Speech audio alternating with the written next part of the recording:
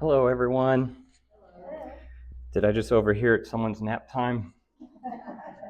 That's very appropriate for our lesson today. So if it is nap time, you may go ahead and do that now. And sometimes I do put people to sleep unintentionally because of my monotone voice, but I'll try my best to be able to present in an engaging way. And so we'll go ahead and start on time. If there might be people trickling in, I just want to make sure I close the door just in case so that we don't have any outside distraction. But just to let you know, my name's Taryn. I have been presenting here for a few years, back and forth between this location and the Peachtree City one as well, with Fayette Senior Services. First question is, can everyone hear me okay? Is my in the back as well too? Okay. I overheard another person earlier about 5 minutes ago mentioning about allergies, and I have them too. So if I don't normally sound this kind of nasally, so I apologize. My voice is a little raspy with the fall allergies out there, so I'll try my best. But if you wouldn't mind, let me just please excuse myself and just have this close by because I tend to, during this time, get that dry voice. So I'll try my best to not do this as much as possible.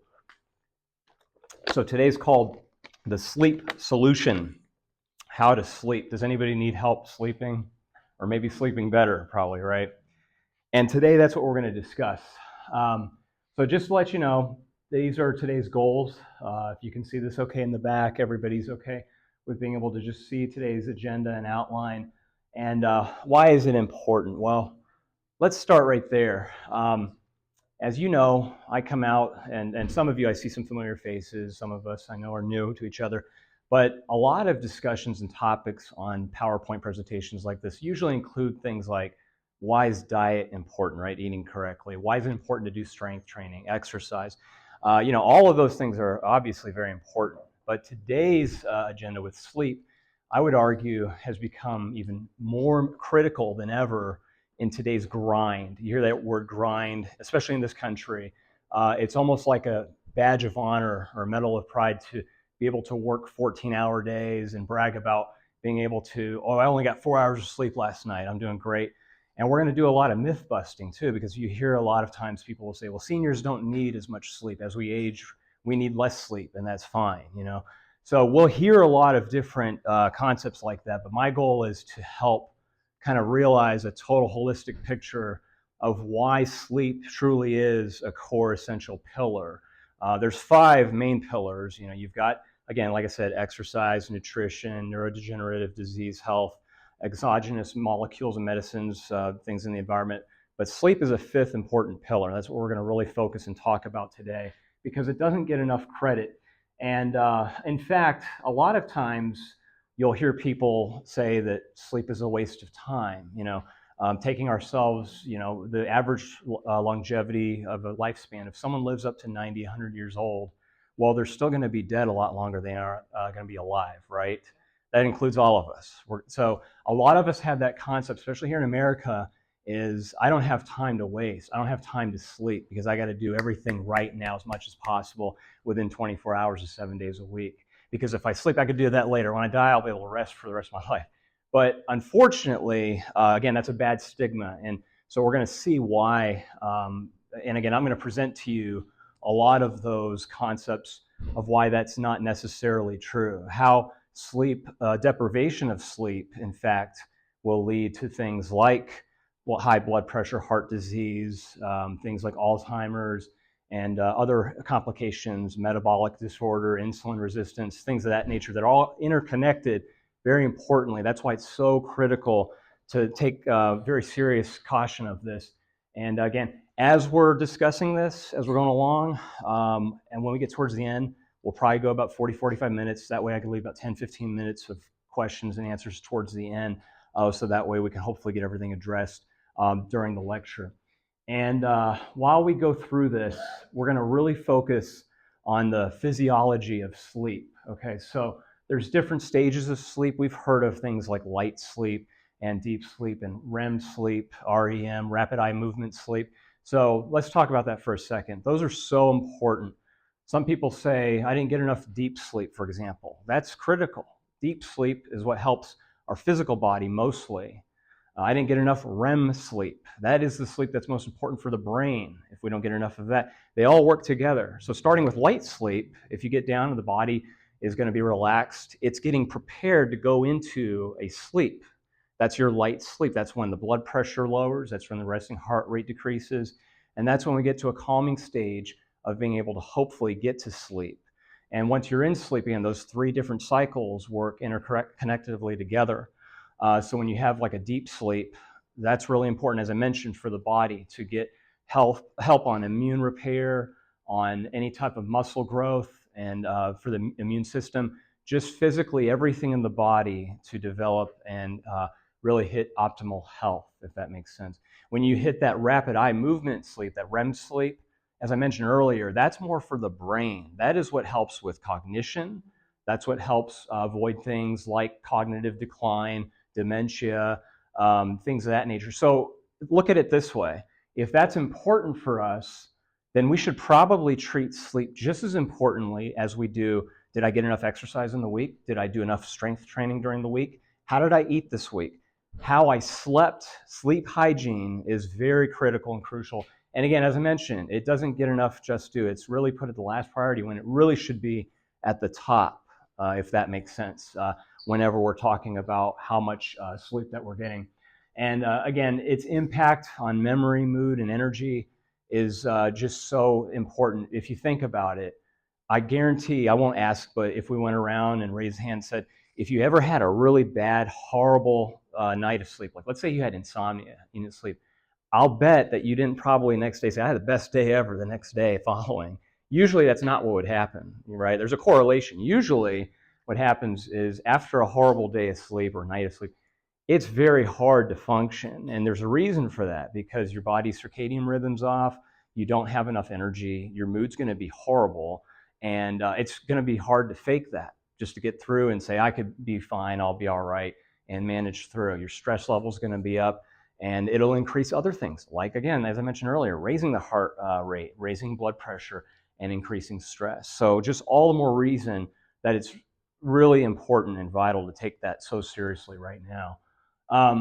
As we age, there are different sleep patterns all the way from birth. If you think about it, you have a newborn baby, that baby's probably going to sleep about 18 to 20 hours of its 24-hour days, right? I mean, that's typical. And then when we have little toddlers, they're going to need their 2 to 3 hour nap during the day. And we'll talk about naps here soon as well, because I want to clarify the importance of naps as well. As we become adults, I mentioned earlier at the beginning of this presentation that word, the grind, that's so used a lot in today's hustle and bustle, social media, instant gratification of today here in the United States, because just nonstop, we're inundated, right, with 24-hour news breaking cycle, Facebook, Instagram, our cell phones, right? We're looking at our phones all day, even some of us while we're driving. Hopefully nobody in this room, of course. You look too intelligent to do that. I wouldn't accuse you of that. But you know what I'm saying, is that during the day, during the week, it's always something, right? We're just keeping ourselves so busy. And I guarantee you that if you take a look at the most successful people in life, and there's been studies, research has shown that when they interview successful business people, entrepreneurs, CEOs, what have you, most of them generally will say that they need 7 to 8 hours of sleep, just like we do. It's very rare. You will hear exceptions to that where someone could say, I only get 4 hours of sleep and I'm fine. I work on that. That might work for that individual. If it does, that's an anomaly. That doesn't go theoretically with how that should be. Because again, that usually works against them. That might shorten lifespan. That might hurt their health span for longevity. And again, that's just what the research shows. Bless you. And you know, as far as, bless you, is when you look at people and individuals in life with enough sleep, critically, again, for all of us in here, we need at least 7 to 8 hours sleep. So if you ever hear that myth of like, oh, as we age, we're in our 60s, 70s, 80s, we don't need as much sleep. That's nonsense. That's not true. We do need that sleep. That is critical. That's crucial for us to be able to perform optimally during the day. Okay, so kind of, does that make sense so far? Hopefully that jives with what we've heard. Like, you know, most of what I'm going over right now shouldn't be too contrary to what you've learned or heard in the past. I don't think it would be, really. Excuse me. So there's also the concept of the difference between rest and recovery. Pardon me. So let's think about those two words for a second, rest and recovery. Okay, so rest is something that we can do right now, sitting in a chair, listening to a presentation. We can be at rest, and that's fine. Recovery is more proactive. Recovery has to do with what you can actively do in terms of helping your body, for lack of a better word, recover. So, in other words, some examples of that include, does anybody, by show of hands in here, we have any walkers in the room? I bet all the hands are going to probably go up. Many? Okay, there we go. Yeah, most. Or how about meditation or breathing exercise, relaxation techniques, or even yoga? Maybe that's something else. Perfect, good. Those are some examples of some recovery exercises. For the folks that raise their hands for those exercises, I would guess that if I asked you when you're finished doing whatever I just asked you, walking, meditating, breathing, relaxation, yoga, my guess is that you would feel a lot better after that was finished and done. There's a reason for that. And again, there's a physiological reason and a psychological explanation too of why that's so important. And again, we have the science behind us of, again, proactively being able to recover and rest. It's been shown in research, in fact, that the importance of sleep contributes directly to a longer health span of, again, avoiding things like injury prevention and diabetes and some of the other problems, mental cognition, things of that nature. So again, it just makes sense because if we're not getting enough sleep, if we have, for example, a lack of sleep during the week, it'll catch up to us. Our body's circadian clock will automatically know that we're not getting that essential sleep. And then what's going to happen is that our body's going to be punished for it. We're going to be in a stage of, again, regress, and also just kind of all of the body parts are just going to be functioning wrongly, not optimally the way they should be. And so when we dive into this and talk about the links of this, as I mentioned, these are kind of your key areas to really make sure that we're concerned over. One of the presentations that I had done in recent time was about this presentation called Outlive, and it was matching your health span with your lifespan. There were 4 horsemen of the apocalypse to avoid in our life. The 4 horsemen are most likely going to be the result of everybody's cause of death eventually. Number 1 is cardiovascular disease, as we know. That is by far always been the leading cause of death. Number 2 is, I'm sorry, I apologize. Okay, no, you're fine, you're okay. Number 2 is cancer. We're not going to talk too much about that today because there's evidence doesn't really show too much support of a link or a connection between, say, cancer and insomnia. That's not part of today's lecture. Number 3, you have diabetes. Type 2 is what we're talking about. That's the one that you can develop. That's not the one that you're necessarily genetically predisposed to. If people with diabetes could be caused from metabolic disorder, like I talked about, insulin resistance, things of that nature, anything that has to do with, again, lack of exercise, lack of physical activity, improper eating, things of that nature. Bless you. And then number 4 is neurodegenerative disease. We'll talk a lot about that today. Like I mentioned, I said this already, but Alzheimer's, Parkinson's, all those types of mental incognition, physical disabilities can be related directly from a source of sleep deprivation. And so, again, there's other ideas of why we might not be able to get to sleep. When let's just say we have a horrible day, we had a bad car accident, and we lost our wallet, and we lost $10,000 in the stock market or whatever, and you're watching the news, and the news is just full of bad news, right? And you go to bed, and you're just really in a bad way. You're just like in such a bad mood. Most likely, it might be hard to get to sleep, I'm guessing, right? We've all had those days, correct? Hopefully not today is one of them, but you know where I'm getting at, is that if you feel that way, that's why you'll hear a lot of times people say, don't go to bed angry. If you have a fight with a family relative or friend or what have you, try to get some resolution before your head hits that pillow, because if it does and you're there and you're just eating away and fighting and being in a miserable mood, it's only going to be affecting yourself in a negative way, and you don't want to do that. So it's best to think of good habits before we get to sleep. One is being consistent. That's one of the top things. Yes, ma'am. Is there such thing as catching up? Like if you had the bad couple of nights on the weekend, sleep a little longer and add more sleep time to that bucket. Is that the truth? Yeah, let me repeat the question again, please, just so everyone else. So the question was, is there a way to catch up? Like, let's say that if you had one bad night and you didn't get enough sleep, could you later on that weekend catch up and sleep with an excess of extra hours? Yes, the answer to that would be absolutely. And that's a good question. We're going to tackle that question here in a couple of slides when we talk about your body's clock, because you all have a 24-hour rhythm. And so there's a way to set that. Now, when we talk about consistency, that is one of the answers to that solution. Sometimes we can't be consistent. Let's face it. We might have a wedding to go to. We might travel out of town. We might go out of the country and be 6 hours different time span, right? Time difference. And that's hard to catch up.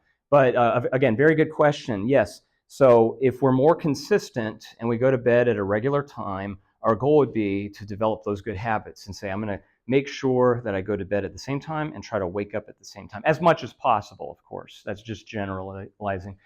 Other things is to stay away from bad habits, like no drinking, say, caffeine after dinner time, or even push that earlier in the day, really. I would challenge people, try not to drink caffeine after lunchtime if possible. So if we're like myself, coffee drinkers, try to just do it in the morning, for example. Other good habits would include to avoid things like blue light in the evening. And you know what I'm talking about, like say cell phones, iPads, TV, any kind of screens. We want to cut that down at least to several hours before our head hits that pillow. Because if that hits our receptors in our eyes, that's going to be hard to overcome and take time to sit down and settle down so that our brain goes back to its normal rhythm to get ready to sleep. For blue light, yes. It's recommended that the earlier you can stop getting away from like the cell phone, iPad, whatever kind of screen, the better. It's going to be easier. Now, in difference to that, like say a book would be a better substitute for that because again, that doesn't have blue light in it. And I'm talking about like a physical hard book. And I would say that again, other habits like that can include just trying to get on a habit so that when you do this, what your body's going to be doing is it's going to be suppressing the melatonin in the morning, but from whatever melatonin has been suppressed in the morning, and that evening, it's going to hopefully release it in your body so that you feel more calm and relaxed and ready to sleep. And again, we'll talk about the importance of that, of how that works scientifically too, from when we talk about morning sunlight as well. And so again, these are just some habits to, I mentioned caffeine, but say alcohol too, that's something to avoid. Alcohol is another issue that people can struggle with that keeps them up at night. And again, that can just be either consumption or time of how much they're drinking, how it adversely affects their body. Most people it would, to where it's harder to get to a good optimum time of sleep to be able to avoid that. And so, we talk a little bit about exercise. Exercise directly correlates, like physical activity, with being able to sleep better. Like if you go see your physician and you're at your physical, and one of the problems you have is like, I just can't sleep that well. One of the questions they'll ask is, how much physical activity do you get during the week? Are you exercising enough? They'll be asking that as well. And, just baseline taking a look at nutrition too. Like how often do we eat enough fruits and vegetables? Are we not eating too late at night? You'll hear that commonly too. Again, things that you're doing too close to before bedtime. And are you drinking enough water? Water's crucial as well too. Hydration is going to be key for being able to get enough sleep. We talk about different approaches such as deep breathing, meditation, gentle stretching. I'd asked that earlier. So just to give you a visual of that, and here in a few slides, we'll actually try some of these together. What that is that we're trying to slow the body down and trying to just get into a pace here of just regulation. So again, in our society, we're just constantly moving, traffic, and just really speeding as fast as we can. If we slow it down with different types of relaxation techniques such as these, then what the concept is to give us some time to just take it easy and catch up on our rest, because we're just wired all the time. And don't get me wrong, it is good to be active. I'm not saying not to. For example, like here at Fayette Senior Services, I know they offer a ton of different activities to keep mental stimulation. That's wonderful. The key is moderation, of course, just trying to do it so that it's spaced out, so that you have a schedule, you have a routine, and it's consistent, and that you're not burning yourself out with too much. Because if you over promise and try to over deliver on tasks, or if you're like me and you have a hard time saying no, then you'll find yourself being stretched thin and kind of promising too many different tasks and chores to different people. So you have to just know your limit during the day and during the week, what you can commit to of whatever you're going with. But again, if you budget in your time to be able to do some type of relaxation techniques, it can help. Tai Chi is another wonderful thing as well too. Are there any people that have tried Tai Chi or do Tai Chi in here? Yeah, that's great. Constantly. Is that helpful? No. Oh, it's not. Oh, okay. Well. I have part of my house and it triggered a trigger Oh, okay. Okay, I'm sorry. It was a little harder. It's just. Yeah, I'm sorry. You know, I commend you for trying, though. You know, that's great that you tried. At least you gave it. You know. Why do you want to be hydrated? Good question. Yeah. So the question was, why do you want to be hydrated? Your body, your whole body uses water. Your whole body is made up about 60 to 70% of water. And I'm not talking about just general fluid, by the way. So if you drink coffee, we can't say that counts as water. That doesn't. Coffee's not used. In fact, it's the opposite. It's diuretic. Water, unlike any other source that you put into your body, is what your body craves, what your body's mostly used for. The water will naturally go to your brain and other organs to help oxygenate it, hydrate it, and just give it optimization to what it needs. So why would that help you sleep? Just overall, just physically, it connects to everything else. Like, again, sleeping is a physical component related to how our body is health-wise. So if you think about it theoretically, if our body is going to be healthier from, say, drinking water because its organs are more hydrated and oxygenated, then all it's going to do is just release blood, to the brain and to the other body parts to be able to give it stimulation and also give it serotonin so that it allows the body to be at rest and be able to sleep the way it's supposed to. So when's the last time you should drink water before you go to sleep? Oh, okay, so the question is, when's the last time you should drink water before you go to bed?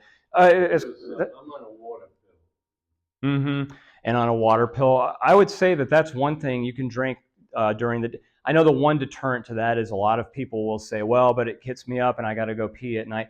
And I totally understand that. I get it. I know that's one of the drawbacks of having to get up in the middle of the night, because I get that. I totally hear that all the time, is that's one of the barriers. We saw that slide a couple slides ago where it said challenges to why we're kept up asleep. Well, it's because I got to get up and go to the bathroom. And that's why a lot of people will say, I don't want to drink water before I go to bed. I totally understand that. I understand that argument to it. However, we want to drink enough water in the day so that we have enough that's replenished. Now, what's the answer to that? How much we should have is that a good rule of thumb, you've probably heard this, but I'll repeat it. You would take your weight and how much you weigh, and you cut it in half, and whatever number that is, that's the number of ounces we should be having. So if I was 200 pounds and I cut my weight in half, I should be drinking about 100 ounces of water a day to maintain how much water I should be having. But usually you should be trying to drink it because, again, another reason why to have it at night, when you sleep and you're physically in bed, you are dehydrating at that point. Nothing in your body is doing anything to hydrate yourself. So the reason why you would drink water before you go to bed, think of it like a reserve or something that's in your tank that's depleting, that's kind of fuel that's dehydrating at that point out of your body. Some people will realize that all the time, that they feel like they're dehydrated. You hear about people fainting because they don't have enough water. And again, a lot of times they just don't have an account of how much water they're drinking. Or again, they might not be drinking water at night too. It's so important. Yeah, but good question. The deep breathing, relaxation, I use that when I go to the doctor for my blood pressure. For the first time they take it, I'm gonna be up. Yeah, definitely.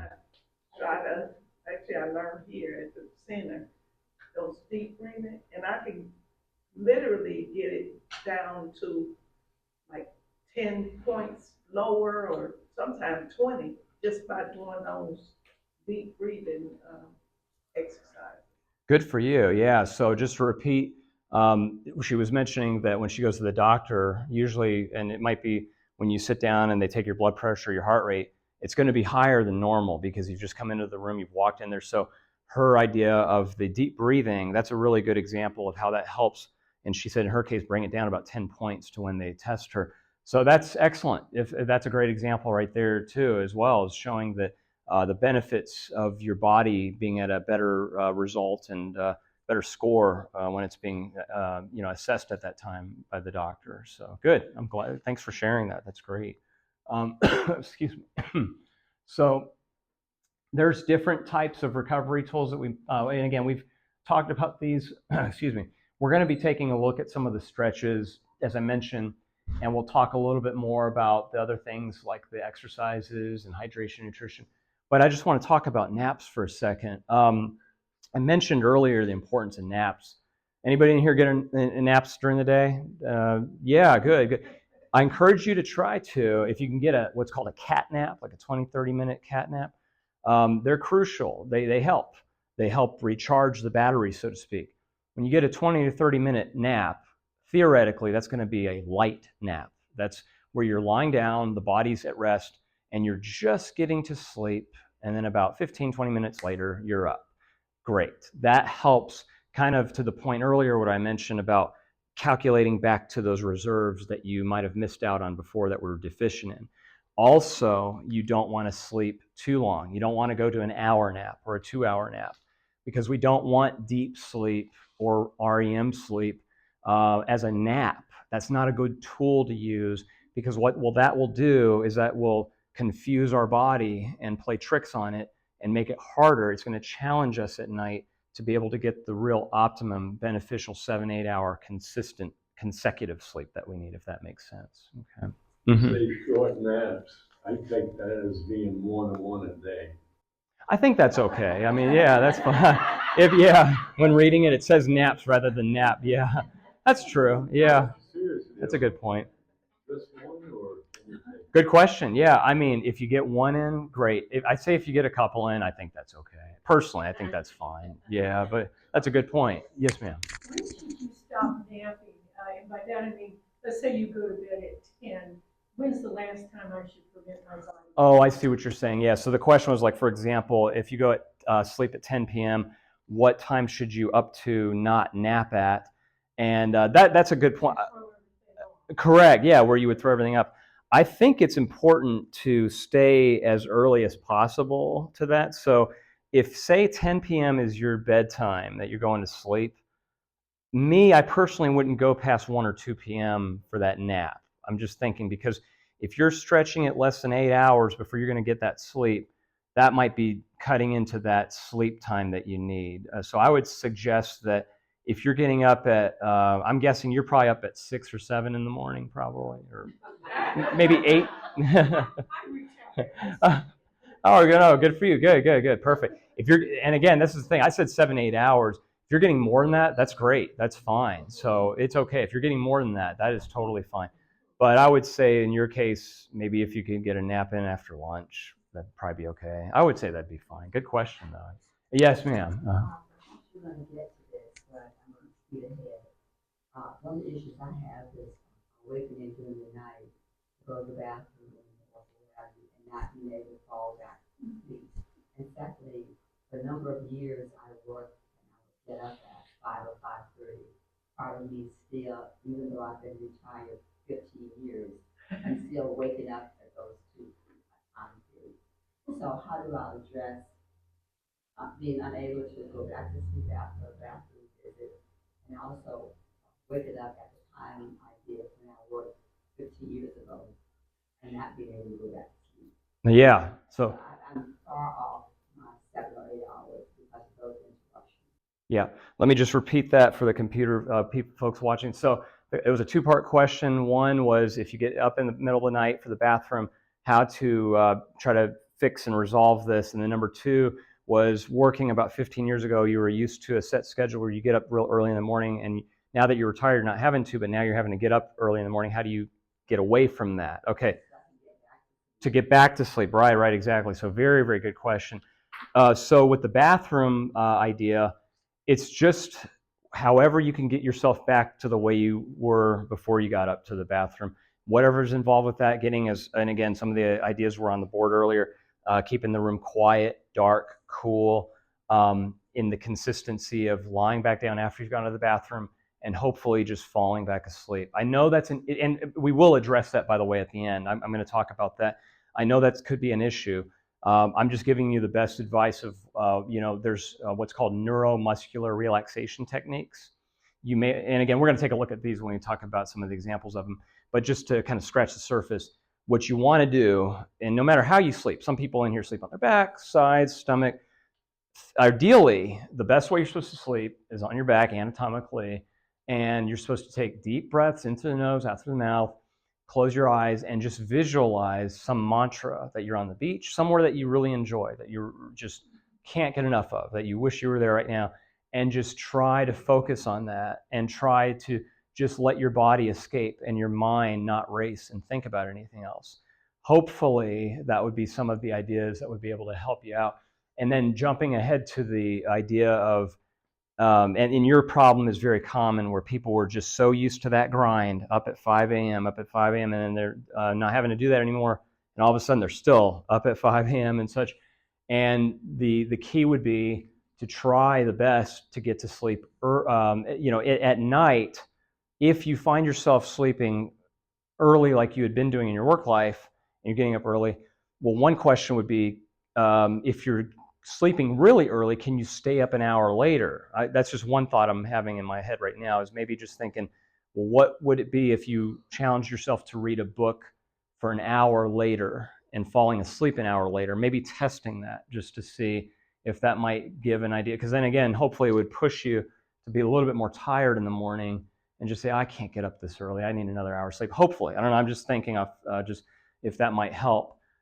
Because then hopefully you could trick your body into just thinking this is the way that it's naturally going to sleep. An ideal that I use for myself, I take the natural hormone melatonin at night. I always take a pill at night, every night. It's a natural holistic pill. It's homeopathic. Our body produces it. You can't get hooked or addicted to it. You can't take too much necessarily of it. You don't want to overdo it, obviously, but if in my case, I take a 10 milligram pill, and that helps keep me eased into where I'm in a normal cadence of sleep. So just right off the top of my head, we'll get to, again, at the end a little bit further, there's a slide that talks about you've tried everything, but nothing's working. What's next? And that's what we'll focus on when we get towards the end. But again, good question on that as well. And again, we are going to talk and try some of those exercises here in a second that I just mentioned as well. But let's talk about this mind-body connection for a minute. Because, again, we've talked about stress reduction just to improve sleep. I mentioned when you go to sleep, you want to be in a good mood, or at least neutral. You want to go to sleep and you want to not be thinking about anything so important that night that's really crucial. Like, for example, that's why I tell people, don't get on the phone, don't get on your favorite news program and look and just get fired up and angry. That does no good at all. Try your best to just don't look at your stock market accounts and just like, oh gosh, I got to figure this out. Just try to disconnect. Again, I mentioned earlier, just challenge yourself. A couple hours before you go to bed, just gonna get everything settled in and put it on rest mode, including the brain, and just thinking, this is my time to mentally be destimulated, and I'm going to disconnect from the things going on in the world right now and in my world and in my immediate chaos, and just focus on me for a minute. I'm going to be selfish. I'm going to go down into my bed. I'm going to relax. I'm going to have interconnective peace in my body. And that way your body can just tell yourself that in that moment, it's not judging anything good or bad. It's not thinking about good and evil. It's just thinking about right now a neutral place to where you're at, so that way that there's no distractions, nothing to think about. You can go to sleep and you can just rest. And just, because again, when your body doesn't have to think about anything and your mind is not having to wander, it could just do its own thing. That's what puts us to sleep. When you're in your REM cycle, that's how dreams occur, because you just totally are out of it. And that's what's, again, improving the brain. It's really amazing how it works on the actual brain organ in that REM sleep of improving it. And it talks about the mindfulness. Again, what mindfulness is with sleep is just trying to focus on what I was just saying, how that mind connection is helpful and beneficial to your sleep. But also they talk about this gratitude practice. They also say you could do something called gratitude journaling. You may have heard of that. Writing down what you're thankful for, like before you go to bed, just journaling. I'm thankful today I didn't get in a car accident. I'm thankful today I didn't lose, my wallet or lose any money. Whatever it is, like I got to go to my grandchild's birthday party. I got to go play with my favorite pet. Blah blah blah. Anything that we could think of that we're thankful for, that's time to be grateful. Yes, ma'am. I sometimes listen to sleep sounds. Oh yeah, yeah. Wait and things like that. Rain falling on the roof. I do that. And you too? Or like audiobooks, or sometimes I listen to someone reading the Bible, and I do have it on YouTube, so it's on a TV. Yeah. But I have a 2 layers of fabric, so I do not see any of the light. Wow. I'm close to my bed, because too far with the vision, I can't see the subtitles, so I have to be real close. Like the TV's well far from my bed, like that chair. But I cover with fabric so none of the light gets to me. So I can They have dark screen. That's true. Where it goes dark. But sometimes it's not dark enough. There's still sunlight coming through it. So to me, doing that, because you're just listening anyway, there's no reason to watch. Right. And I listen to whatever it could be, like you said, water, rivers. Sometimes there's Ocean waves. Ocean waves, or a video of somebody being on a plane. You have the sound of the plane, and just that calming.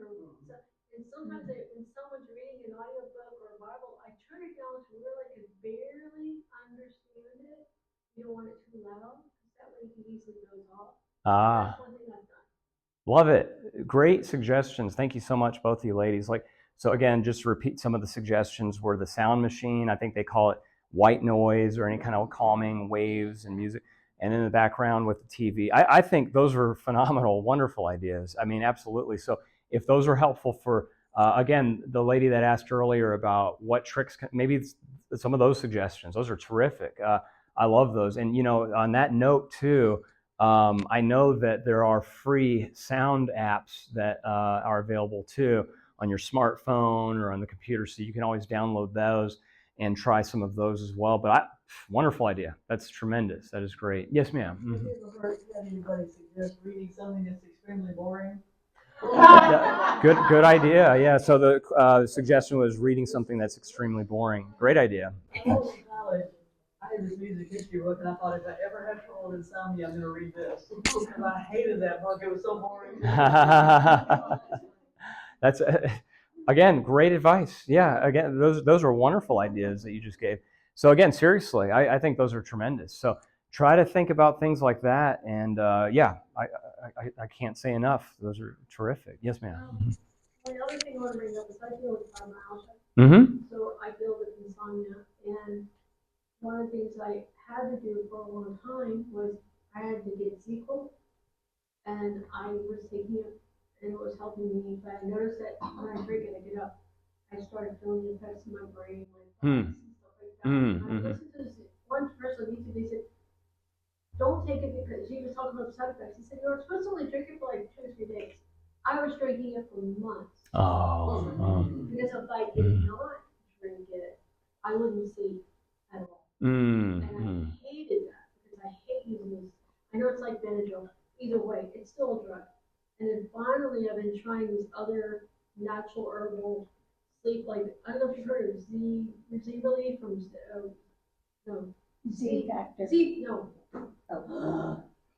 one of those products, but basically it's not that drug. But it's a homeopathic. To me, I'd rather just go to bed, not even bother with anything. Yeah. Except maybe a little melatonin, but because of my pain, and also another thing, I could take those pills and I still can't sleep because of the pain I get, the muscle spasms, the pain. I get something like that, a restless leg syndrome. There was a time, like 50 years in the past, where it was my whole body. After spray surgery, I was biting my tongue, it was so bad. I was jerking, I had to be in a chair. I was jerking, I had to be in a chair. And it does affect my cognitive thinking, because Thank you. Thank you for sharing. That's good. Yes, ma'am, both of you. Don't report me. I can use a little hemp.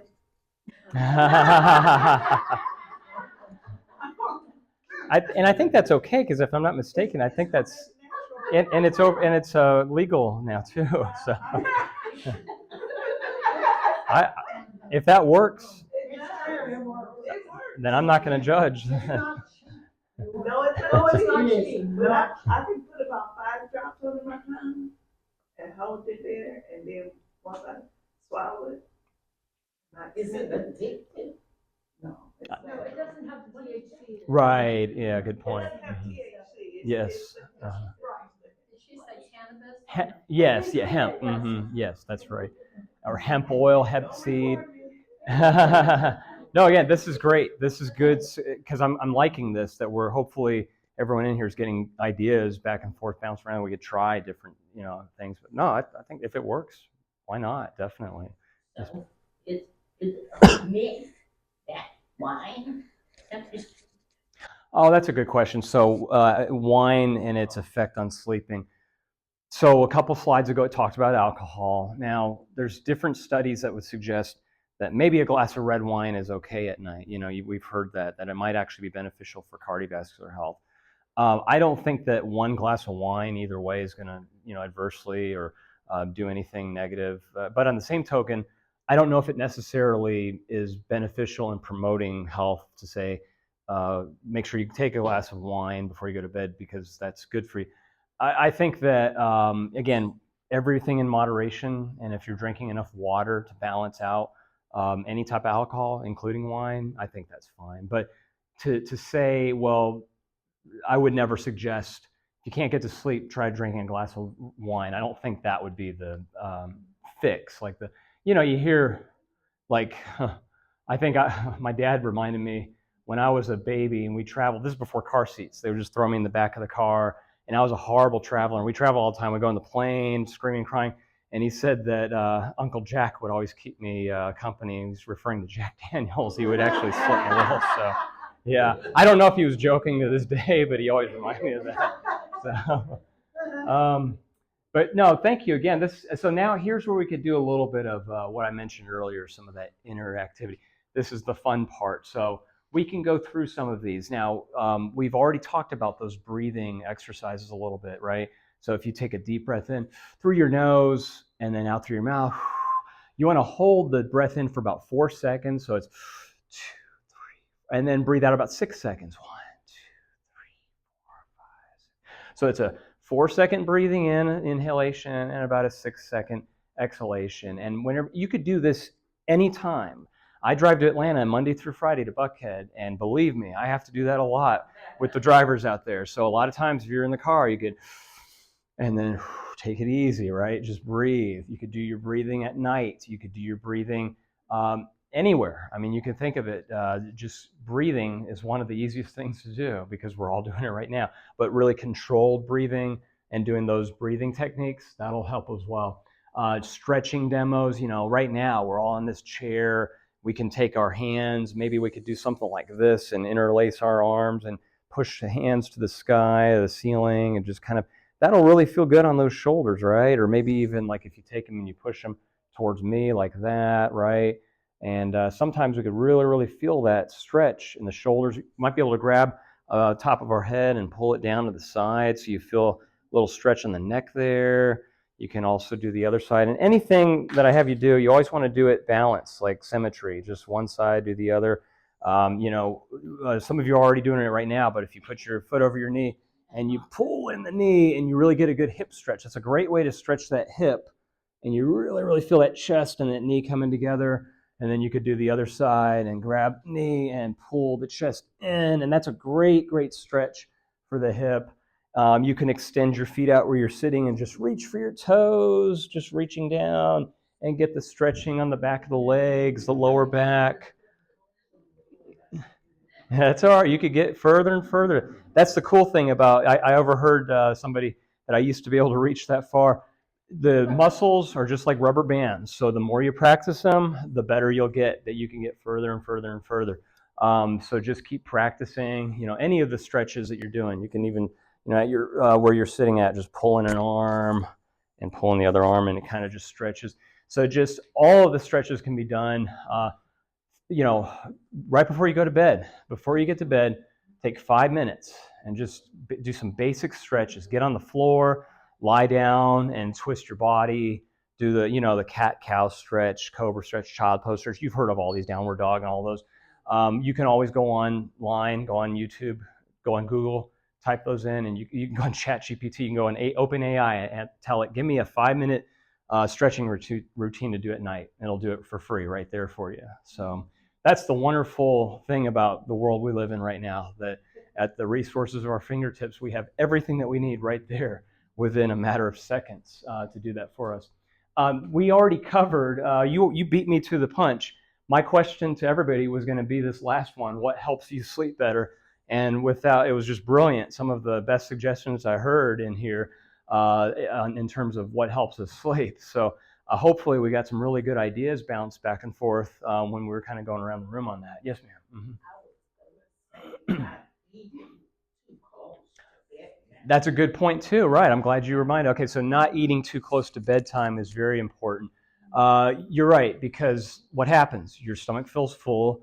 You're going to lie down. You're going to be like, oh, why did I eat that last pancake? And just sit there and just be like, again, just like anything else, in my opinion, you want to push it away as far as possible.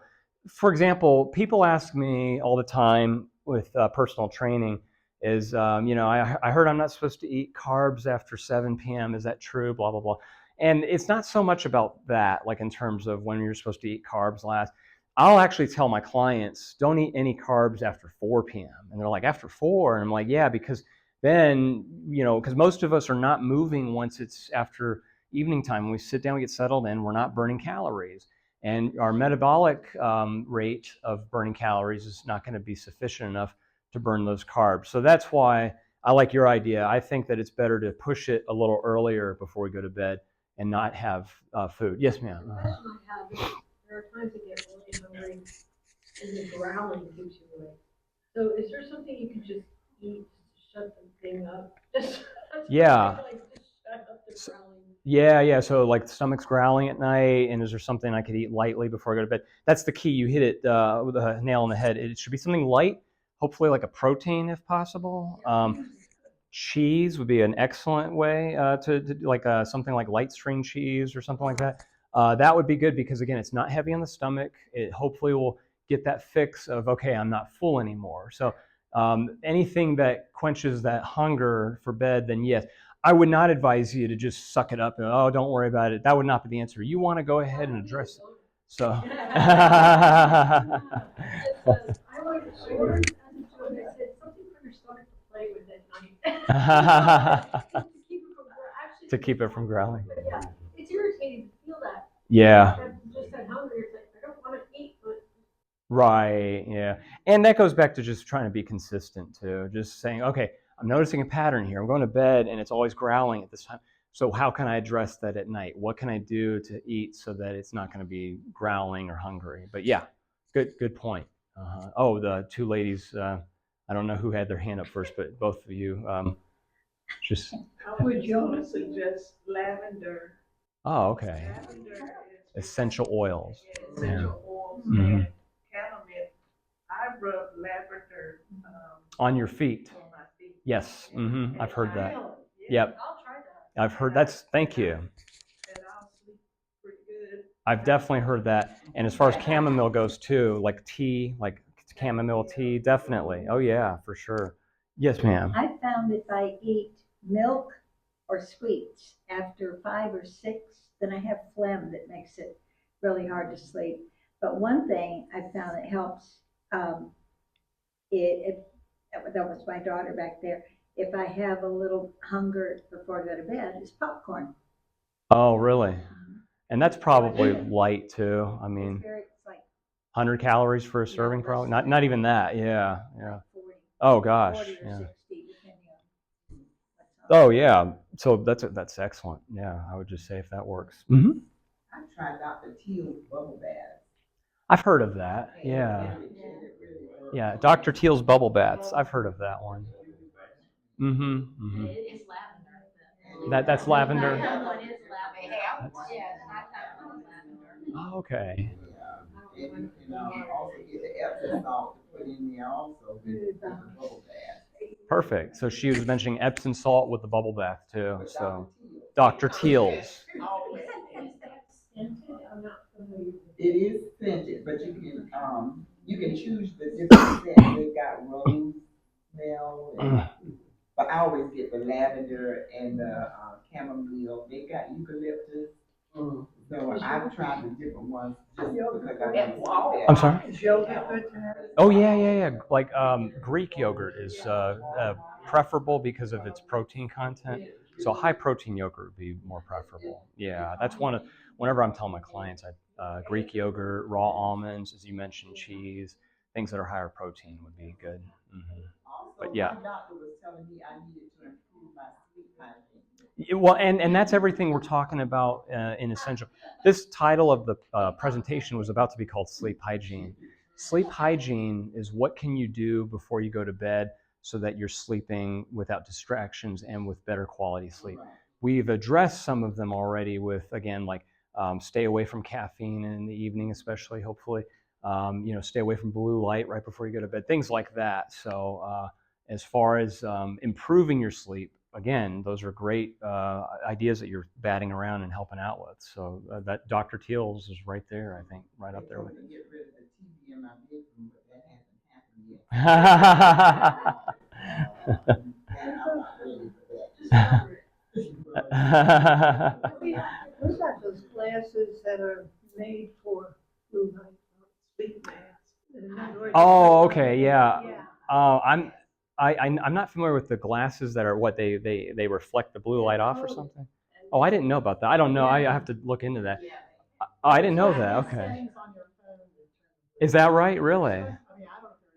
Oh, okay. Well, I guess we can do some research and some homework then. Mm-hmm. I'm not familiar with those, but I would like to be more familiar.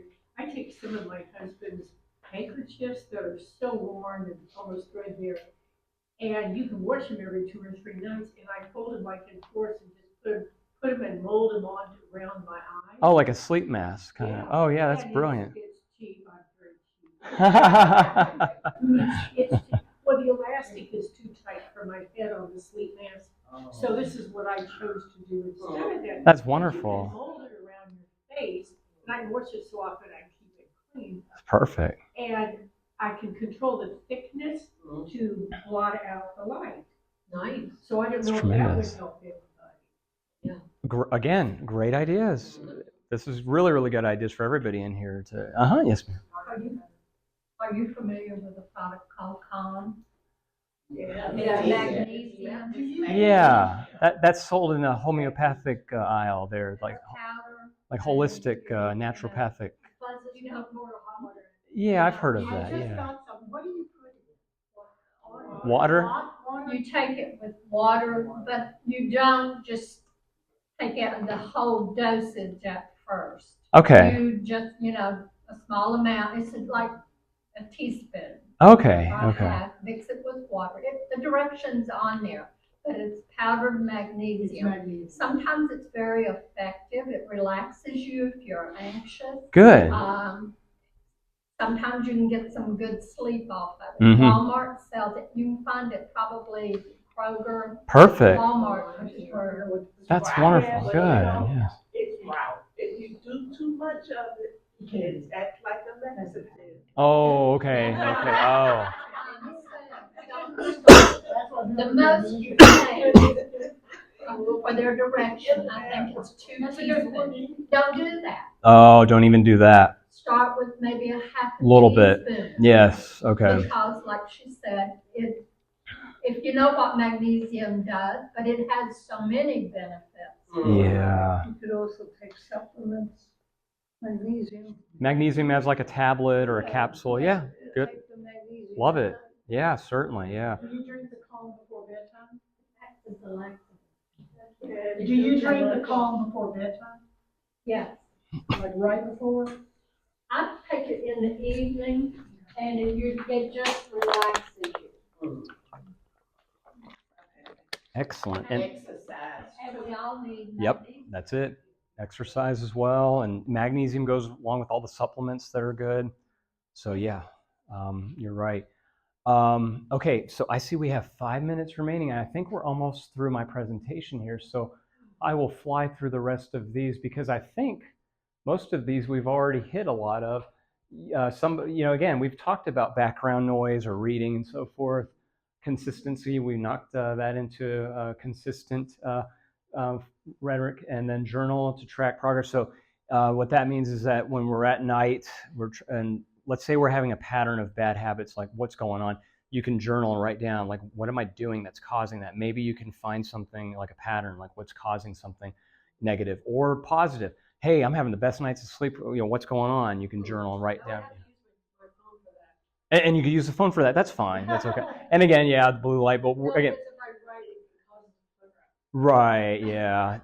And again, well, we've got research and homework to do. We got to find out about those anti-blue light glasses and turn the settings on our phone to anti-blue light.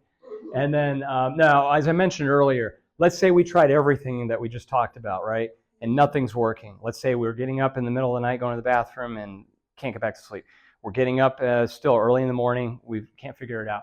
That's when we know we might want to go get some intervention with things that are figuring out, what can we do as a next step. So for example, I'll use myself for example.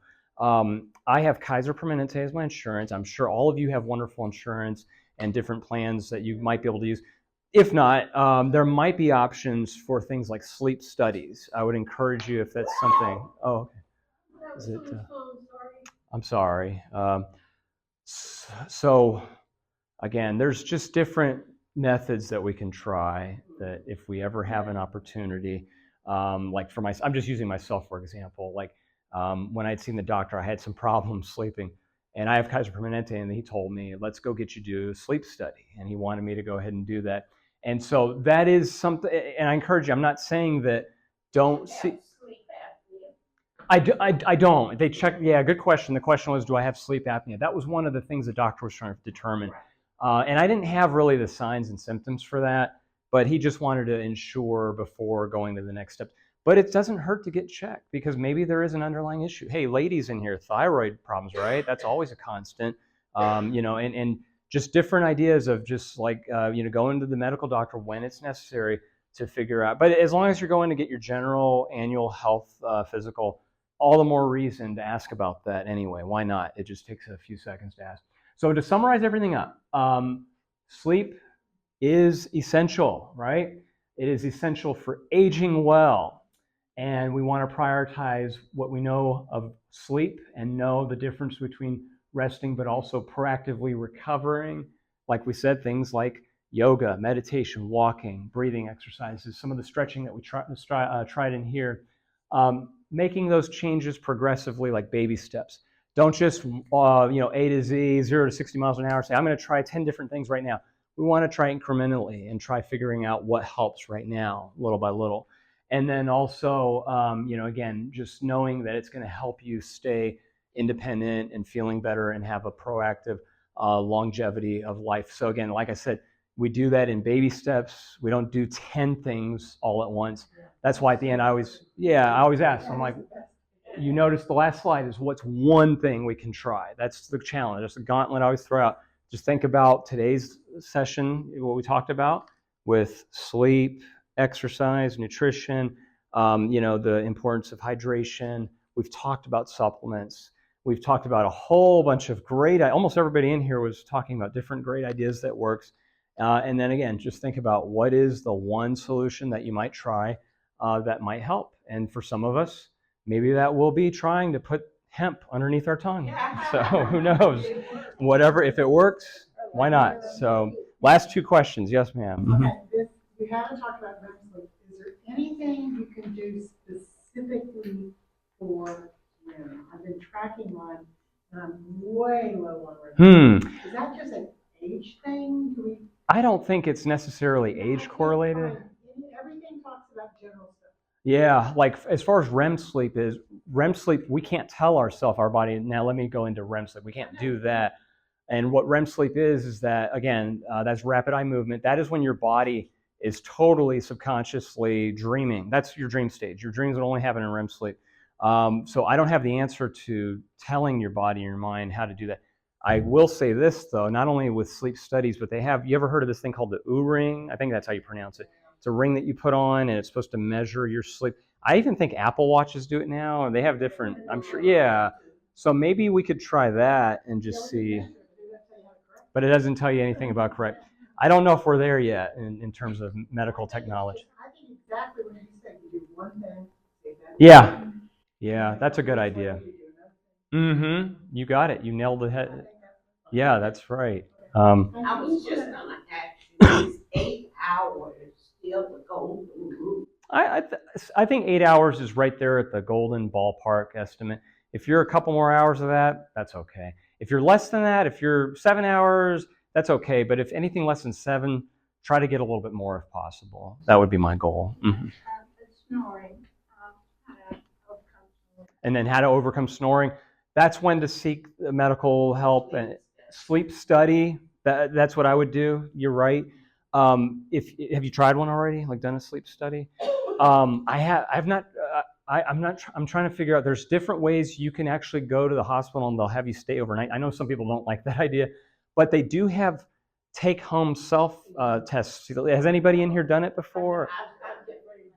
Okay, perfect. So maybe ask the doctor, your general internist, and see if they could refer you to see what the next step is on that, because that might be yes. Sometimes a different pillow, one that supports your neck more.